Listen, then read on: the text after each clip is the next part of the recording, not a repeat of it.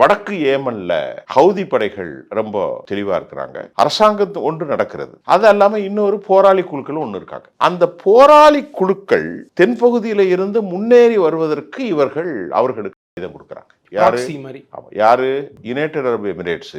Yemen நாட்டுல 3 குழு இருக்கு. ஒன்று அரச குழு, மற்றொன்று ஈரானுடைய ஆதரவான ஹவுதி, மற்றொன்று எஸ்பிசி ஏதோ ஒரு பேர் இருக்கு. அவர்களுக்கு தான் அங்கிருந்து திருட்டுத்தனமாக ஆயுதங்களை இவர்கள் உள்ளே கொடுக்கிறார். யாரு? யுனைடெட் அரபு எமிரேட்ஸ். ஆனால் யுனைடெட் அரபு எமிரேட்ஸுக்கும் சவுதி அரேபியாவுக்கும் ஒரு நல்ல ஒத்துழைப்பு இருந்துச்சு. சவுதிக்கு இது ஒரு பெரிய ஏமாற்றம் ஆயிற்று. ஏமனுக்குள்ள ஏற்கனவே அமெரிக்காவோடு ஒரு செஞ்சார்கள் கடந்த காலங்கள்ல. ஏமனுக்கும் ஹவுதிகளுக்கும் ஆடாது. இது சுன்னா முஸ்லீம் தலைமையிலான படைகள், அது ஷியா முஸ்லீம் பிரிவு.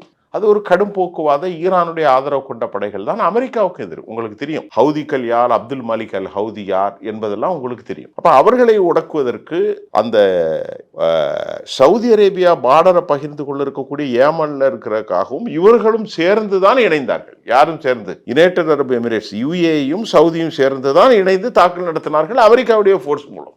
F-Series ஃபிளைட்லாம் இருந்தது, வார் ஸ்ட்ரைக்லாம் பண்ணாங்க, அடித்தாங்க, போனாங்க. ஆனால் கூட்டணி வைத்துக் கொண்டே யுனைடெட் அரபு எமிரேட்ஸ் சவுதி அரேபியாவுக்கு துரோகம் செய்தது.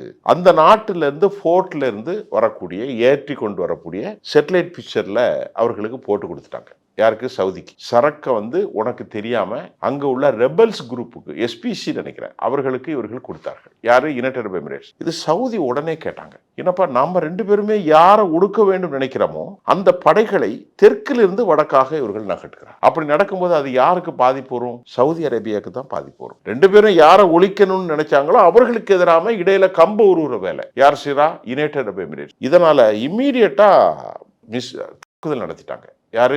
சவுதி அரேபியா யுஏஇ படைகளின் மீது உடனடியாக தாக்குதல் நடந்து இப்போ ஒரு 6-7 மாசம் இருக்கும். இந்த போருக்கு முன்னாடி, இந்த போர் நடக்கிற ஈரானுடைய போருக்கு முன்னாடி. இது அவர்களுடைய அந்த டிப்ளமேசி, ராஜ்ய உறவுகள் எல்லாமே நல்லா இல்லை, கொலாப்ஸ் ஆயிற்று. இது ஒரு காரணம்.